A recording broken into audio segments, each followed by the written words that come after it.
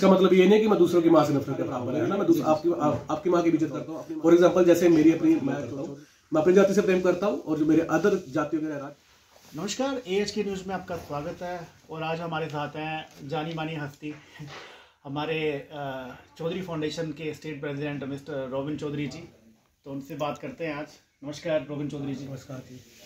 AHK news में आपका स्वागत है। कैसे हैं आप? बहुत बढ़िया, बहुत धन्यवाद आपका और AHK न्यूज़ का बहुत बहुत धन्यवाद है कि आप हमारी जो आज न्यूज़ लगाने के लिए आप यहाँ पे आए हैं, तो बहुत बहुत शुक्रिया आपका। रोबिन भाई, मैं सबसे पहले एक क्वेश्चन पूछूंगा आपको मैं कि आजकल काफ़ी मैं देखता हूँ सोशल मीडिया पे शाये होते हैं आप, जो है नई से नई पोस्ट आती है आपकी। ये चौधरी फाउंडेशन है क्या? क्या जरूरत पड़ी चौधरी फाउंडेशन बनाने की? देखिए, चौधरी फाउंडेशन जो है हमारी गृतबाती चांग जो बिरादरी है उसकी एकजुटता के लिए हमने बनाया, ताकि हम अपने हकों की आवाज़ उठा सकें और अपनी बिरादरी को एकजुट करें, उनकी मांगों को उठा सकें। जो हमारे समाज में हमारी बिरादरी जो है काफ़ी पीछे रह गई है, तो उनकी शिक्षा के लिए, उनके रोज़गार के लिए, अगर कोई हमारी बिरादरी में कोई व्यक्ति बीमार है उसकी हम मदद करते हैं, और किसी को अगर कोचिंग की ज़रूरत है तो उसमें हम उनकी सहायता करते हैं और लोगों को रोज़गार भी प्रोवाइड कराते हैं हम। तो चलो, बहुत अच्छी बात है। लेकिन रोबिन भाई, इससे पहले भी मैंने सुना है चौधरी कम्युनिटी के काफ़ी ज़्यादा जो है संगठन बने थे, बहुत ज़्यादा। मैं नाम नहीं लेना चाहता उनके। तो क्या लगता है आपको कि ये जो आपने संगठन बनाया ये सर्वाइव कर पाएगा या आने वाले टाइम पे जो है ये टूट जाएगा? क्या लगता है आपको इसके बारे में? जी। देखिए, ऐसा है कि मुझे पता है कि पहले भी हमारी बिरादरी के काफ़ी संगठन हिमाचल प्रदेश में काम कर रहे हैं और उन्होंने बहुत ही अच्छा काम भी पहले किया है और अभी भी कर रहे हैं। और हमारे उसमें काफ़ी हमारे बुजुर्ग हैं जो हमें सपोर्ट करते हैं, मुझे फ़ोन करते रहते हैं और आशीर्वाद देते रहते हैं। और अभी हम मतलब हिमाचल प्रदेश में हमारा नया संगठन बना 1 साल हुआ अभी, तो कुछ चीज़ें हमें नहीं पता होती हैं, वही हमें जो है जो हमारे बुजुर्ग समझाते हैं कि आपने आगे क्या काम करना है। तो ऐसा कुछ भी नहीं है, अगर 2 संगठन बने हैं तो उसका बेनिफिट ही है बिरादरी को। अब आप देख लीजिए, जैसे हमारे भाई हैं, हमारे राजपूत समाज है या ब्राह्मण समाज है, हमारे राजपूत भाइयों ने राजपूत सभा बनी है, करनी सेना बनी है, या उनके बिरादरी के अन्य संगठन बने हैं। उसी की तर्ज पर जैसे हमारे ब्राह्मण भाई हैं, ब्राह्मण सभा बनी है, परशुराम सेना बनी है, तो वो अपनी बिरादरी के लिए अच्छा काम कर रहे हैं। तो उसी प्रकार अगर हमने 2 संगठन बनाए हैं तो हम भी अपनी बिरादरी के लिए अच्छा काम जो है करेंगे, ये हमारा मानना है। तो जैसा कि अभी एक और मैं आपसे बात करना चाहूँगा। एक आप हमेशा फिर पोस्ट डालते हैं सोशल मीडिया पे एयरपोर्ट का मुद्दा जो है। जी। क्या लगता है आपको, कितना आपने उनको सपोर्ट किया लोगों को? क्या लगता है आपको हमेशा जो है वो जो है चौधरी कम्युनिटी या OBC कम्युनिटी को टारगेट क्यों किया जाता है? बिल्कुल, ये आपकी सही बात है। हमेशा ये हमारे जो है लोगों को टारगेट करते हैं। ऐसा नहीं है कि मतलब चौधरी समाज को टारगेट कर रहे हैं। मान लीजिए, जैसे पहले हमारा पोंग डैम बना था, उसमें मोस्ट ऑफ कम्युनिटी तो हमारी थी, लेकिन उसके अलावा राजपूत भी थे, ब्राह्मण भी थे, SC वर्ग भी था। तो लोगों को उन्होंने उजाड़ा, जहाँ पर मान लीजिए लाखों की आबादी थी, तो उन्होंने लोगों को उजाड़ा। और आज तक आप देखिए, अभी भी आप हमारे पास में राजा तालाब में इनका जो दफ्तर है पोंग डैम का, तो वहाँ पे हमारे लोग अभी भी जाके बेचारे धक्के खाते हैं, उनको उनके हक नहीं मिले हैं, मुरब्बे नहीं मिले हैं। 40-45 साल हो गए हैं, तो लोग आज भी रो रहे हैं इस चीज़ को लेकर। तो आप एयरपोर्ट देखिए, वहाँ पर भी मैं पीछे जाके भी आया था उनके पास, और मैंने न्यूज़ में भी देखा, बेचारी बुजुर्ग महिलाएं हैं जो हमारी, और काफ़ी बुजुर्ग थे जिन्होंने अपना पूरा जीवन ही वहाँ पे काट दिया है गग्गल में। तो अब उनको वहाँ से उजाड़ा जा रहा है। तो मेरी समझ से बाहर है कि अगर वहाँ पे IIT जो रुड़की है, उनकी रिपोर्ट है कि ये फ्लडी एरिया है, यहाँ पे भूकंप आने के आसार है, तो उनकी भी रिपोर्ट के अनुसार जो है यहाँ पे एयरपोर्ट नहीं बनना चाहिए। और सेना की रिपोर्ट भी आई थी, उन्होंने भी अपना बेस कैंप वहाँ बनाना था, तो सेना ने भी जो मना किया था कि यहाँ पे जो है एयरपोर्ट नहीं बनना चाहिए। तो ये बिल्कुल समझ से बाहर है कि इतनी बड़ी आबादी, लगभग 20-25 हज़ार के आसपास वहाँ पे पॉपुलेशन है। आप गग्गल बाजार में गए होंगे, आप वहाँ पे देखिए कि गग्गल बाजार में इतना लोगों को रोजगार मिलता है, एक दुकान पे 3-3, 4-4 लोग रोजगार कर रहे हैं। तो उनके रोजगार को उजाड़ के सरकार को क्या फायदा मिल रहा है, मेरी समझ से बाहर है। तो लेकिन सुनने में ये भी आया ना कि सरकार कर रही है, उनको जमीनें देगी बाद में रहने के लिए। ये तो क्या बोल रहे हैं कि सरकार बोल रही है कि कोई बात नहीं, हम एयरपोर्ट को वहाँ पे बनाते हैं, उसके बाद हम आपको कहीं और जगह पे शिफ्ट करते हैं, जो जितने भी गाँव है वहाँ पे। बिल्कुल। तो देखिए, बात तो वही आ गई ना कि पहले जब पोंग डैम से लोगों को उजाड़ा था, तब भी यही कहा गया था कि आपको हम जो है पूरा विस्थापित करेंगे। उन्होंने वहाँ, अच्छा, पोंग डैम से उठ के वहाँ पे गग्गल में गए, फिर वहाँ पे 30 साल हुए वहाँ पे। मतलब ये सरकारें लॉलीपॉप देती हैं लोगों को। अब देखिए, उनका मेरे सुनने में, जो मेरे पास नॉलेज में आया कि वहाँ पे जो परिवार गग्गल एयरपोर्ट से उजाड़े जाएंगे, उनको 6 मरले जमीन दी जाएगी और एक मकान का 1.5 लाख रुपया दिया जाएगा। अब आप खुद सोचिए, अगर एक मकान की नींव भी देनी हो तो 1.5 लाख में वो भी नहीं दी जाती, तो वो कैसे सर्वाइव करेंगे। और जो लोग, मैं किसी पर्टिकुलर नेता का नाम लेना नहीं चाहता, जो भी इस चीज को सपोर्ट कर रहे हैं, उनकी कोठियां जाकर देखिए, उनको पूछे कोई कि आप अपनी कोठियां क्या 6 मरले में बनाई है? तो आप अपनी हवेलियां आपकी है ना, मतलब कई कनालों में बनी है, और गरीब जो लोग हैं बेचारे रोजगार कर रहे हैं, वहां पे सब्जियां लगा रहे हैं, किसानी कर रहे हैं, वो कहाँ जाएंगे? वो 6 मरले में अपना मकान बना पाएंगे या सर्वाइव कर पाएंगे अपनी फैमिली को? तो इस मुद्दे पे हमारा सपोर्ट जो है वो एयरपोर्ट संघर्ष समिति के साथ है। तो ये जो आपने मुद्दा उठाया है एयरपोर्ट वाला, कहाँ तक पहुंचा है? अभी सुनवाई होगी आगे या देखिए उठा देंगे? देखिए अभी तो कोर्ट में केस लगा हुआ है। एयरपोर्ट संघर्ष समिति जो है वो कोर्ट में गई थी, हाई कोर्ट में, उन्होंने वहां से स्टे लिया था। तो लेकिन बड़ी ही एक निराशाजनक बात है कि हमारी स्टेट गवर्नमेंट जो है उसी स्टे के खिलाफ जो है वो सुप्रीम कोर्ट में चली गई, और उस स्टे को उन्होंने तोड़वा लिया कि ये एयरपोर्ट जो आगे बनना चाहिए। तो मतलब ये समझ से बाहर है कि लोगों को विस्थापित करके क्या मिलेगा इनको, ये समझ से बाहर। मतलब लास्ट में ये है कि उनको जाना पड़ेगा वहां से। देखिए हमारे पास एक ही रास्ता है कि हम आंदोलन के लिए बिल्कुल तैयार है, और हमारा पूरा समाज जो है, चाहे चौधरी समाज हो, चाहे राजपूत समाज हो, चाहे ब्राह्मण समाज हो, क्योंकि उस एरिया में हर जाति के हर धर्म के बंदे रहते हैं, और हम बिल्कुल इस चीज के खिलाफ है कि लोगों को वहां से उजाड़ा जाए। तो हमारा बिल्कुल उनके साथ समर्थन रहेगा, अंत तक हम उनके साथ जो डटे रहेंगे। अच्छा, एक और बात मैं पूछूंगा आपको, सोशल मीडिया पे आप काफी शाये रहते हैं, सोशल मीडिया पे काफी ज्यादा बहस होती है लोगों की, क्या उसके बारे में क्या बोलेंगे? देखिए मुझे ऐसा लगता है कि जैसे चौधरी फाउंडेशन के को टारगेट करते हैं। चौधरी फाउंडेशन को टारगेट नहीं करते हैं। ऐसा है कि हमारा किसी भी, देखिए ये बात तो बिल्कुल ठीक है कि मैं अपनी माँ से प्यार करता हूँ, इसका मतलब ये नहीं कि मैं दूसरों की माँ से नफरत करता हूँ। मेरे लिए तो सारे बराबर है ना, मैं आपकी माँ की भी इज्जत करता हूँ, अपनी माँ की इज्जत करता हूँ। फॉर एग्जाम्पल जैसे मैं चौधरी समाज से बिलोंग करता हूँ, मैं अपनी जाति से प्रेम करता हूँ, और जो मेरे अदर जातियों के राजपूत है, ब्राह्मण है, SC ST OBC डिमांड का सबसे मतलब हमारा किसी से कोई भेदभाव नहीं है। हम सिर्फ अपनी मांग उठा रहे हैं कि हमारे जो है लोगों को न्याय मिलना चाहिए, तो सबको मिलना चाहिए, और हम सबके साथ है, और हमारी किसी से कोई भेदभाव नहीं है, किसी को नाराजगी है हमारी। जी चलो, तो एक जो है वो OBC रिजर्वेशन के बारे में क्या बोलेंगे? देखिए OBC रिजर्वेशन जब से मुझे लगता है हिमाचल बना है, या आज़ादी के बाद से जो है हमारे लोगों के साथ जो है अन्याय किया है इन सरकारों ने।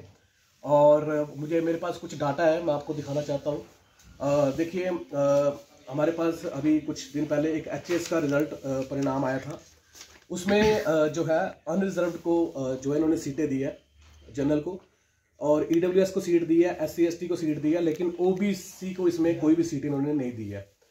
तो इसमें क्या होता है कि हमारे जो लोग हैं उनको ये नॉन फाउंड सूटेबल जो है इनके द्वारा कर दिया जाता है।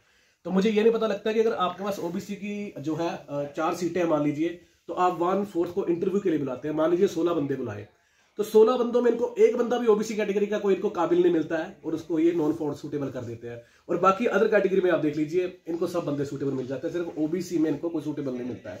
हमारे पास अभी मैं आपको एक और डाटा दिखाऊंगा। अभी हमारे पास जो है एक आयुर्वेदिक क्लास 1 पोस्ट का एक हमारे पास रिजल्ट आया था, उसमें हमारी एक लड़की थी, उसने जो है टॉप किया था हिमाचल प्रदेश में आयुर्वेदिक डॉक्टर में। उस लड़की के साथ कैसे इंटरव्यू में भेदभाव किया गया मैं आपको अभी बताता हूँ। किसी का मैं नाम तो नहीं लूंगा, लेकिन फॉर एग्जाम्पल मैं उस लड़की का आपको बताऊंगा कि कैसे दिव्यांग नकली।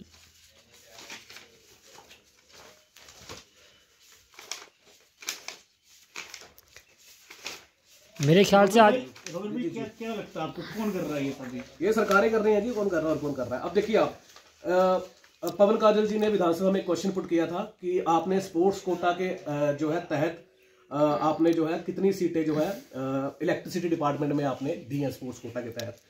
इसमें SC को इन्होंने 0 सीट दी, ST को 0 सीट दी, OBC को 0 सीट दी, और सामान्य वर्ग जनरल को 31 की 31 सीटें जो है सामान्य वर्ग को दे दी। क्या आप यहाँ पे सोशल मीडिया के माध्यम से लोगों को दिखाएंगे आप? हाँ, देखिए मेरे पास है ये डाटा, ये पवन काजल जी ने क्वेश्चन पुट किया है। देखिए ये प्रश्न संख्या 440 है, इसमें पवन काजल द्वारा कांगड़ा में स्पोर्ट्स कोटे के भर्ती के बारे में पूछा। क्या ये विधानसभा के पोर्टल पे मिल जाएगा? विधानसभा में पूछा गया सवाल और ये जवाब दिया गया इनको। विधानसभा के पोर्टल पे मिल जाएगा लोगों को? हाँ मिल जाएगा आपको, हमें वहीं से मिला है। ओके, तो आप देखिए किस प्रकार से ये भेदभाव होता है। अब आपको बताऊंगा मैं, हमारी जो MBBS की सीटें हैं या मेडिकल की सीटें हैं, क्लास 1 की पोजीशन है, उसमें OBC को 0% रिजर्वेशन या 1 से 2% रिजर्वेशन दी जाती है। SC को ST को पूरी रिजर्वेशन मिलती है, EWS को पूरी रिजर्वेशन मिलती है, सिर्फ OBC को ये जो है उच्च शिक्षा में रिजर्वेशन नहीं दे रहे हैं। तो ये बहुत तगड़ा भेदभाव है हमारी बिरादरी। क्या आपको लगता है कि जो मंडल कमीशन जो 1990 में लागू हुआ था, जो केंद्र सरकार ने लागू करने की बात की थी, BP मंडल जो आयोग बना था, BP सिंह की सरकार में वो लागू हुआ था, क्या आपको लगता है हिमाचल में उसका फायदा मिल पाया है लोगों को? बिल्कुल नहीं मिल रहा है जी, बिल्कुल भी उसकी सिफारिशों को लागू नहीं किया गया। अगर देखिए इस प्रकार से हमारे लोगों को रोस्टर के तहत अगर पूरी नौकरी मिलती तो हमारा आज जो है 15 से 18,000 बैकलॉग नहीं होता OBC का, तो हमारा बैकलॉग अभी भी 15 से 18,000 चल रहा है। तो ये काफी अन्याय हमारी बिरादरी के साथ जो ये किया जा रहा है। चलो ये देखने के बाद मैं एक और क्वेश्चन पूछूंगा आपको, तो क्या लगता है आपको क्या करना चाहिए आपको, जो इतना कुछ हो रहा है SC ST OBC के साथ? देखिए इसके रिगार्डिंग तो हमने अभी भी तो लास्ट मंथ हम मुख्यमंत्री जी से, माननीय सुखविंदर सिंह सुक्खू जी से हम मिले थे, उनसे बात हुई थी विधानसभा में जाकर। तो उन्होंने कहा था कि इस पर मैं आपके जो आपने डाटा प्रोवाइड किया मैं आपसे उसको देखूंगा। तो ठीक है, वो देखें, उनको हमने मतलब हमारी रिक्वेस्ट ही है, हमारे प्रदेश के मुख्यमंत्री हैं और हमें आशा है कि वो इस पर जो है काम करेंगे। कुछ समय हम देखेंगे, अगर वो हमारी मांगे अगर सरकार मानती है, नहीं मानती है तो फिर हम उसके बाद जो है आंदोलन का रूप जो है तैयार करेंगे अपने हकों के लिए। जी चलो एक रोबिन भाई एक और क्वेश्चन है, जैसे आप सोशल मीडिया में डालते हैं कि हरजीत चौधरी जो है मार्शल आर्ट के खिलाड़ी हैं, वो क्या मुद्दा है, क्या मतलब मैं हमेशा देखता हूँ आप हमेशा बात उठाते हैं? जी देखिए हरजीत चौधरी ने हमारे हिमाचल का ही नहीं पूरे देश का नाम जो है दुनिया में जो है चमकाया है। उन्होंने 2018 में 17 में जो है हमारे देश भारत के लिए जो है मार्शल आर्ट में जो है सिल्वर मेडल जीता था। पहले जीता अमेरिका में, उसके बाद उन्होंने जीता साउथ अफ्रीका में।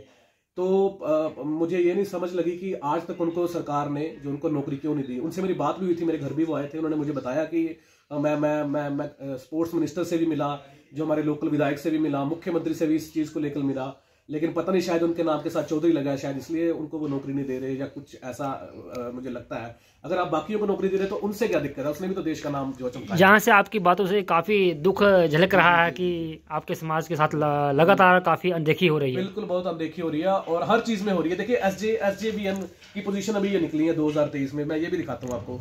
इसमें इन्होंने 155 पोस्टें निकाली है, SC को 1 पोस्ट दी है, ST को 67 पोस्ट दी है और OBC को 0 पोस्ट दी है। क्या आप यहाँ से लोगों को दिखाएंगे? ये देखिए 155 पोजीशन है, SC को 1 है, ST को 67 है और OBC को 0 पोजीशन है। तो मुझे नहीं समझ लगता कि OBC वर्ग हिमाचल में या तो शरणार्थी है या तो कश्मीर से विस्थापित होकर आए हैं, उनकी तर्ज पर हमें ये इस प्रकार से भेदभाव कर रहे हैं हमारे साथ। तो ये तो बिल्कुल समझ से बाहर है हमारी। आज तो आप लगता है पूरी तैयारी के साथ आए हैं, सरकार को आज हिला के रख देंगे। निराशा तो है, मेरे में नहीं है, समस्त बिरादरी में निराशा है और मैं लोगों से मिलता रहता हूँ। मेरे घर में भी कई मित्र आते हैं, मुझे जैसे आप बोल रहे थे कि मैं देखता हूँ सोशल मीडिया पे हमेशा आपको। जी हम किसी के हकों का विरोध नहीं कर रहे। हम कहते हैं अगर EWS को रिजर्वेशन मिल रहा है तो उनको भी मिलना चाहिए, SC को मिल रहा है उनको भी मिलना चाहिए, सबको उनके हक मिले। तो सिर्फ ये भेदभाव OBC वर्ग के साथ क्यों किया जा रहा है? OBC के साथ भी कर रहा है, आप देखिए SC वर्ग के साथ भी है। एक पोजीशन इन्होंने 155 में 1 सीट दी है SC वर्ग को। तो मैं तो कहता हूं कि SC वर्ग को भी इस लड़ाई में अपनी आवाज उठानी चाहिए।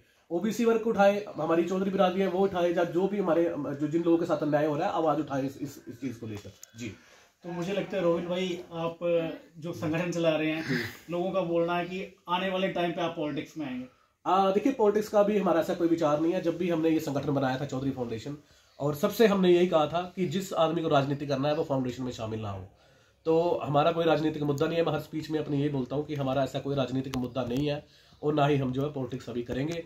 और समय के अनुसार क्या होता है वो आने वाला समय बताएगा। यहाँ से मैं एक बात निकल के आती है कि बाबा साहब अम्बेडकर जिन्होंने भारत का संविधान बनाया था, उन्होंने बोला था कि political power is the master key which unlock the doors of every problem. तो आप जहाँ से आप बोल रहे कि राजनीति के हम दूर भागेंगे, तो दूर जाने से आपको क्या लगता है, आपके जो आपकी बातें हैं वो मानी जाएगी सरकार के द्वारा? देखिए आपकी बात में बिल्कुल इत्तेफाक रखता हूँ आपकी बात से। अब आप देखिए आज़ादी से पहले भगत सिंह जी ने भी काफ़ी आंदोलन किए थे, वो राजनीति में तो नहीं आए थे। और इसके बाद भी काफ़ी ऐसे लोग हुए जिन्होंने अपनी समाज को लेकर आंदोलन किया, वो राजनीति में नहीं आए। तो अब हर चीज़ राजनीति नहीं है। मुझे नहीं लगता कि हर चीज़ राजनीति से ही चलती है। देखिए जो आदमी राजनीति में जाएगा, अब मैं किसी का नाम नहीं लूंगा, हमारे के लीडर होंगे जो बिरादरी के नाम पर लीडर बनते हैं। तो आपने किसी को देखा आज तक विधानसभा में, जो SC वर्ग के होंगे, जो OBC वर्ग के होंगे, किसी को विधानसभा में आवाज उठाते? जो लीडर बन जाता है फिर वो अपना मुंह बंद रखता है पार्टियों के दबाव में। तो कोई भी जो है बिरादरी के मुद्दे नहीं उठाता। मतलब आपका कोई चांस नहीं है पॉलिटिक्स में आने का, हमारा कोई ऐसा चांस नहीं। तो आप यहाँ पे सीधा कांग्रेस और BJP के ऊपर आरोप लगा रहे हैं कि जो उनके पार्टी के विधायक हैं जो रिजर्व कोटे से जीत के जाते हैं, वो भी जातिवादी मानसिकता रखते हैं आपके बिरादरी के प्रति? देखिए, रिजर्व कोटा तो है ही नहीं है ओबीसी को हिमाचल प्रदेश में, ठीक है जी। तो रिजर्व कोटे से तो नहीं जाते, लेकिन बिरादरी के दम पे बिल्कुल जाते हैं वो, तो बिरादरी की आवाज नहीं उठाते हैं। जी जी, मुझे लगता है कि क्या बोलते हैं आप ना, आप में जो एग्रेसिवनेस है ना, जो निराशा है ना, जो तो कहीं से ऐसा लग रहा है मेरे को आने वाले टाइम पे आप कुछ ऐसा करने वाले हैं कि जो बीजेपी या कांग्रेस कोई भी संगठन है हिमाचल में हिल जाएंगे वो, जैसे लोकसभा के चुनाव आ रहे हैं अभी। जी जी, देखिए आप किसको कर रहे हैं सपोर्ट? आप देखिए, हमारा संगठन किसको सपोर्ट? हमारा सपोर्ट किसी के साथ नहीं है, हमारा सपोर्ट हमारी बिरादरी के साथ है। हम तो सिर्फ मांग रख सकते हैं, अपनी मांगे रखेंगे। वोट तो डालेंगे। देखिए, वोट तो मेरे पास एक वोट है, अपना वोट तो मैं, देखिए वो तो है ना, मेरा लोकतांत्रिक अधिकार है, मैं बता नहीं सकता मैं किसको वोट डालूंगा। हाँ, लेकिन डालूंगा मैं उसको जो है सर्व समाज की आवाज को उठाएगा। तो मैं इतना ही कह सकता हूँ। चलो, मैं लास्ट में 2-3 क्वेश्चन पूछूंगा। जी जी, बिल्कुल बिल्कुल बिल्कुल, आप बताइए। आप धर्म को मानते हैं या इंसानियत? मैं बिल्कुल धर्म को मानता हूँ। मैं भोलेनाथ का बहुत बड़ा भक्त हूँ, और इंसानियत को तो मैं बहुत ही ज्यादा मानता हूँ। अभी आप देखिए, हमारी चौधरी फाउंडेशन के माध्यम से हमने बच्चियों को जो है शिक्षा दिलवाई है। हम ब्लड डोनेशन, हमने एक चौधरी फाउंडेशन ब्लड डोनर एक ग्रुप बनाया है टांडा में। हम जो है महीने में 10 से 12 लोगों को ब्लड प्रोवाइड कराते हैं। और अभी हमारे, आप देखिए, टकोली में एक लड़का भी एक्सीडेंट हुआ था, उसको हमने 3-4 लाख रुपए इकट्ठे करके दिए। हमारे ज्वाली में एक बहन को हमने पैसे इकट्ठे करके दिए। हम पूरा समाज, ऐसा नहीं है कि सिर्फ चौधरी बिरादरी ने किया, राजपूतों ने भी पैसे दिए, ब्राह्मणों ने भी दिए, SC वर्ग ने भी बहुत सहयोग किया। तो हम एक आवाज उठाने का माध्यम है, तो हम आवाज उठाते हैं। हम लोगों को पता है कि ये काम कर रहे हैं समाज के लिए, तो हम लोगों की मदद करते हैं। जी, आप धर्म या इंसानियत पहले किसको रखते हैं? मैं इंसानियत को पहले रखता हूँ, बिल्कुल। और मैं भोलेनाथ का बहुत बड़ा भक्त हूँ। तो मैं देखिए, भगवान को मानना बिल्कुल जरूरी है। एक ऐसी शक्ति होती है जिसे आप माने, और भगवान से हम जो है गुजारिश कर सकते हैं कि सबको भगवान सद्बुद्धि दे और सबकी रक्षा करे। सो मुझे लगता है इंसानियत ही धर्म है सबसे बड़ा।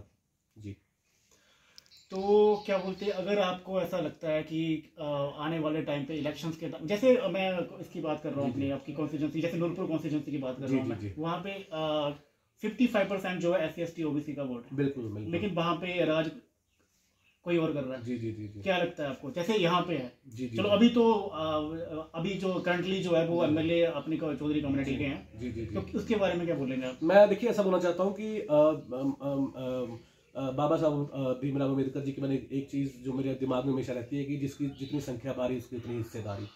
तो सरकारों को जो है आबादी के अकॉर्डिंग जो है सबको सीटें बांट कर देनी चाहिए। जिसकी इतनी आबादी है उसके अकॉर्डिंग उसको सीटें बांट कर दें हर विधानसभा में, चाहे वो राजपूत कम्युनिटी है, चाहे ब्राह्मण है, चाहे SC ST है, OBC है। और सबसे बड़ी चीज़ मैं ये कहना चाहता हूँ कि जातिगत जनगणना होनी चाहिए। जिसकी इतनी आबादी है उसको उतनी हिस्सेदारी दे, उतनी सीटें उसको बराबर बांट के दें। जी, तो ये थे हमारे रॉबिन भाई, काफ़ी अच्छा लगा उनसे बात करके, काफ़ी ज़्यादा उन्होंने हमें बताया। तो चलो, थैंक यू, धन्यवाद रॉबिन भाई, बहुत बहुत धन्यवाद आपका। आप आए और आपने AHS न्यूज़ का बहुत धन्यवाद, आपने हमारी आवाज़ को सुना, क्योंकि बहुत कम न्यूज़ चैनल है वो जो हमारी आवाज़ को उठाते हैं। तो आप आए, बहुत बहुत धन्यवाद। और बाकी भी न्यूज़ चैनल से मैं गुजारिश करूँगा कि सामाजिक मुद्दों को हम लेके चल रहे हैं, तो कृपया हमारी आवाज़ को जो है लोगों तक पहुँचाया करें। आप आए, बहुत बहुत धन्यवाद। थैंक यू, धन्यवाद।